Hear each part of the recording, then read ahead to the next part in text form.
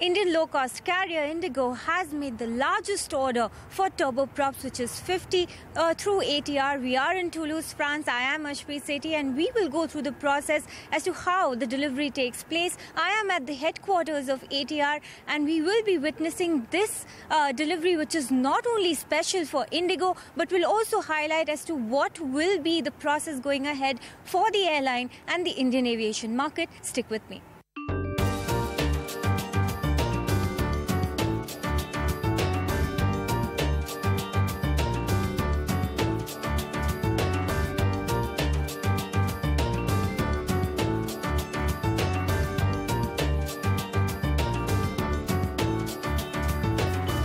We, for a long time, were operating only A320s, made a mark for ourselves.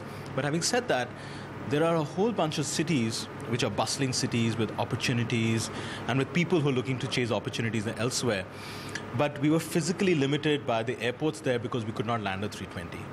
So we were not being able to address that market. So the ATRs will help us address those markets, bring down fares, increase the propensity to travel, and I think it's going to be absolutely the next new explosion.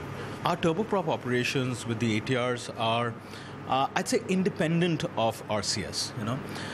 There could be a few routes that we'll fly on the RCS. We're absolutely looking at it very carefully. There could be a few cities which will be RCS cities or airports.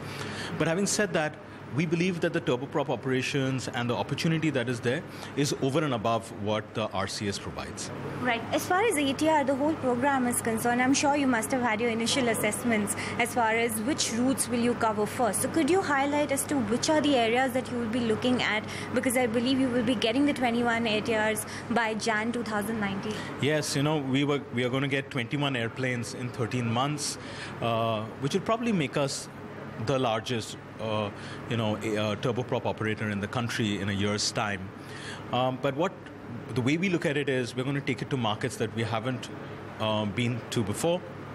For example, we've just opened up or announced flights into Rajahmundry, we've announced flights into Vijayawada, into Tirupati, where we were not flying earlier. Starting with the south, because that's probably the right thing to do during the winters, because it is not affected by weather as much as the northern part of the country. And then we'll move into other parts of the country. Right. So you have said it earlier occasions as well, as far as how you cannot look at individual things like cost, revenue, and other aspects. But could you help us elaborate what will be Indigo's strategy going forward? Because you had said that with the cost, if there is higher revenue, it means that it is profitable. That is correct. Cost in itself in isolation is not the thing to look at. Revenue in isolation is not the thing to look at. But RASK minus CASK or revenue minus cost is what leads to profitability. So what we'll be focused on is in the markets that we're flying into, with the competitors that we're going to go against, we should have a lower cost structure, and that, with even the same revenues as anybody else, would give us a higher profitability than the competitor. Right, so then let me end by asking, what do you have to say as someone who is in the industry? What do you have to say about the infrastructure aspect right now? Do you think the government needs to step up, especially while you will be looking at launching your ATRs at airstrips which are available in India? What do you have to see about the overall infrastructure? I have probably a slightly different view in the sense that there's a massive opportunity. We're only sitting at the tip of the iceberg. But for that to be propelled forward, we absolutely need huge investment in infrastructure. But having said that, I don't think that the government alone can do this. The government can open up the opportunities, can create an enabling environment, and let private sector come and invest into these new airports or modernize these new airports. But yes, you're absolutely right. For this Indian aviation growth story to really realize its true potential, we need infrastructure at a much larger scale than what we have today. But that's the hope and that's the opportunity. Indigo is not ATR's first client. In fact, the front runner there is Jet Airways, which took the first airplane or the ATR aircraft in 1999. But of course, TrueJet and Alliance are the other clients that ATR already has. Now, with this bulk order that Indigo has given to ATR, this does open room for the regional connectivity scheme that the government has been pushing. In fact, ATR says that only 12% of the commercial flying is done on regional routes in India, which does open up the Indian market for the company. The Indigo orders for 50 aircraft and adds to our backlog of about 280 aircraft, so we're very, very excited about it. Let me also try and understand here. You're saying that the total order book is 280?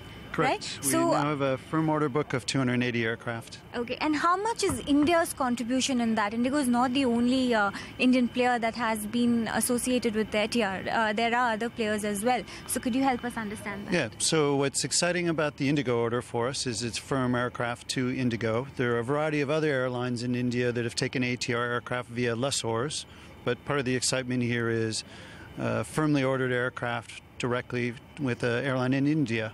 Right. Then let me understand this. What does ATR have to say as far as India's aviation growth is concerned? Because we have been growing, however, there are certain laps as far as infrastructure is concerned. Well, when we look at the country and the number of small and medium-sized cities and the associated airports around the country, we see a potential for 200-some aircraft over the next 10 years. So, given an amazing country with a well-educated, increasingly affluent population, there's plenty of room to grow. We think the government is playing a very constructive role in encouraging airlines to connect these lesser-served cities around India, and that can play a very positive role in the economic development because, for every dollar spent or every amount of money spent on the airfares, a greater sum of money is spent at the airports and on economic development in the regions that are the beneficiaries of these flights. Okay, then let me end by asking, have you set out an outlook for ATR as far as this fiscal and the next fiscal is concerned? Not just India, the global order book? Yeah, our goal is to keep producing 80-some airplanes a year and keep adding aircraft to our backlog at a rate greater than 80 craft per year, and to continue to be the world's leading regional aircraft manufacturer. ATR hopes with the government's regional connectivity scheme, there will be more players who will come forward as far as turboprops are concerned. And if they play their cards well, there will be more Indian players who will be coming forward and giving big orders like Indigo did. Now, this is a goodbye from CNBC TV 18 and me. We are in Toulouse, France. Au revoir.